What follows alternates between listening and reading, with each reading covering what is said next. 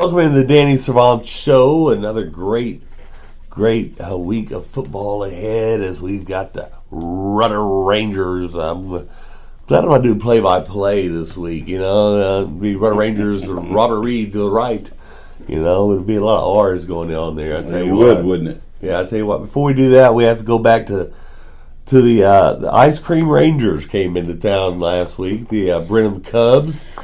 They were definitely not Cubs. They were more like full-grown bears as they got there when you saw them line up. They've been eating some of that ice cream, hadn't they? I tell you what, they really had. They're a good football team.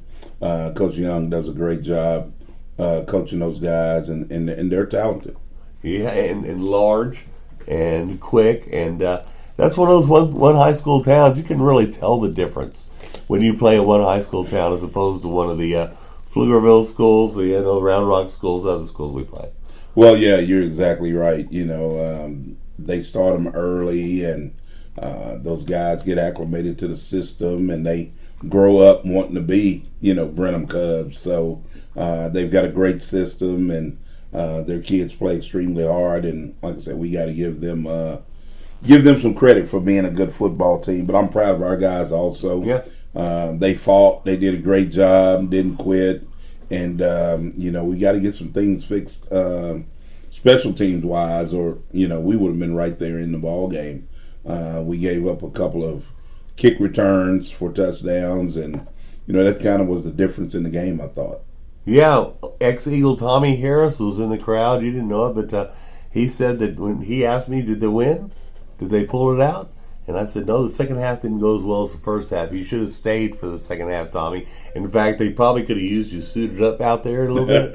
I don't know how many moves he can still make. But, I know it. It's nice to know that an all-pro former Ellison Eagles in the stand watching you, and that's pretty cool. Well, I'll tell you what, he's a terrific guy, and, we stay in touch with each other, and I'm glad he was there.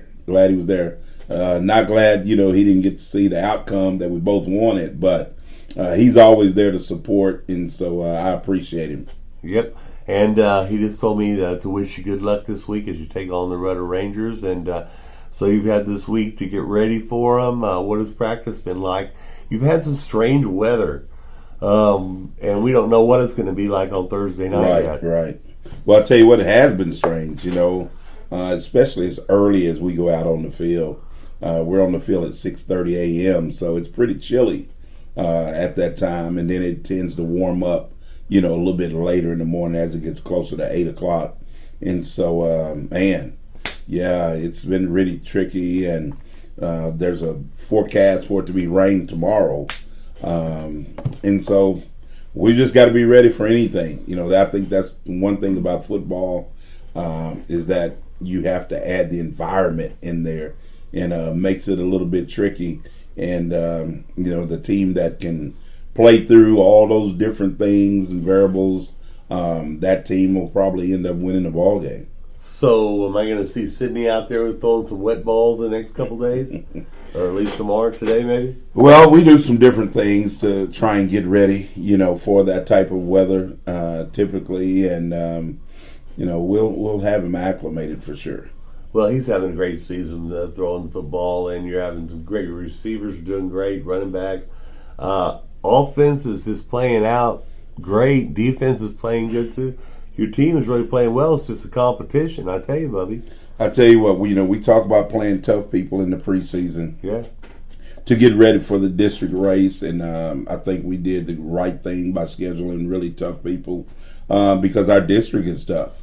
And so our kids are prepared to play tough people in district play, and our defense, is really coming on. We talked about, you and I talked about Juan Cavello leading us in tackles right now with 77, and then Zaquavian Robertson in the secondary being a guy that makes a lot of plays. And so those two guys, along with Samaje Howard, JoJo Folks, those guys are tremendous.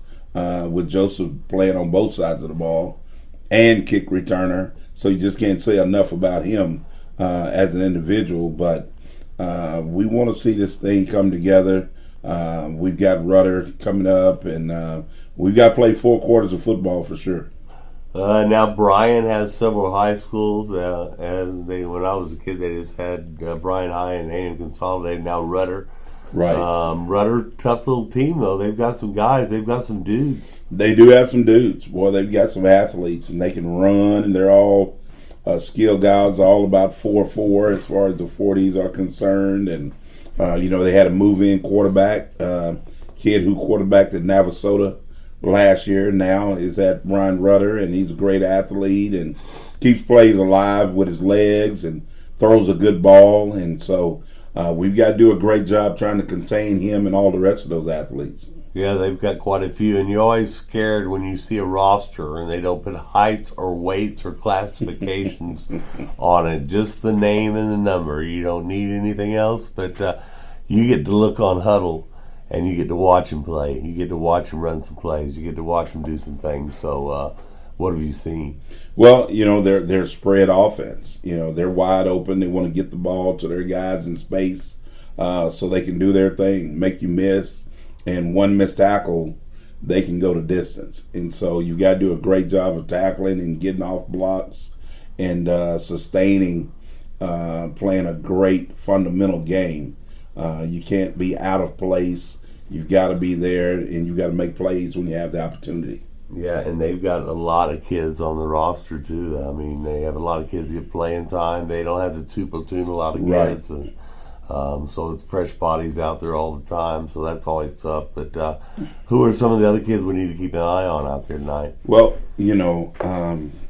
like I said, offensively, we talked about, Sydney having a great year, but also, Prince Hall being a terrific leader and terrific player. Juan Ramirez is doing a great job also. Trey Lockhart Jones, Joseph Folks, we talked about him, and so Daryl Caney. Yeah. And so none of that doesn't work unless you have an offensive line, though.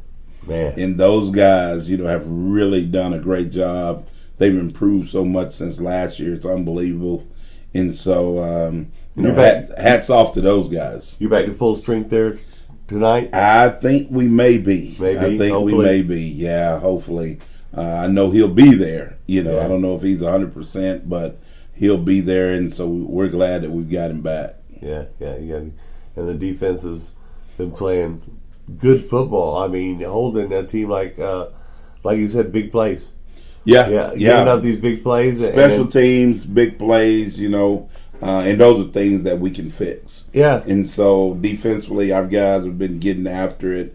Like I said, we made some mistakes in the ball game against Brenham, which you can't make those type of mistakes against great football teams. It's hard to overcome those. And so we've got to, get those things fixed and, continue to get after people. Well, kicking game, how much is that going to come into play in this ball game? I always talk about special teams winning and losing ball games. And every time you step on the field, I think kicking game is a huge, huge part. And so you flipping the field with the kicking game, making people drive the field as opposed to having a short field is huge. And so you want to kind of pin people back deep inside their own 20, 10, and make them drive 80, 90 yards down the field. And when you don't do a great job on kicking game, then that doesn't happen. And so they get a short field, and more positive things can happen with a short field. You got to get after it tonight, baby. Absolutely. Well, this is my 30th year, and this Wow. will be my last Ellison home game, I think. Yeah, it is. And Senior my night. 30th year at as being the voice of the Eagles, more or Wow. less. Yeah, so, absolutely. So go out there and win one for the Gipper, as they used to say. If Yes. kids don't know who the Gipper is, call Dan the Dipper, I guess, if you want to win one for the Dipper.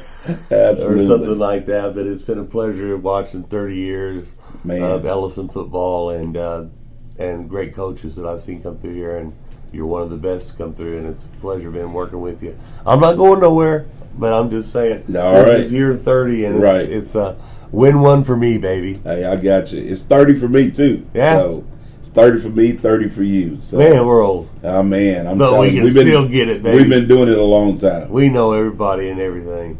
We know where all the bones are buried, right, Danny? That's right, we do.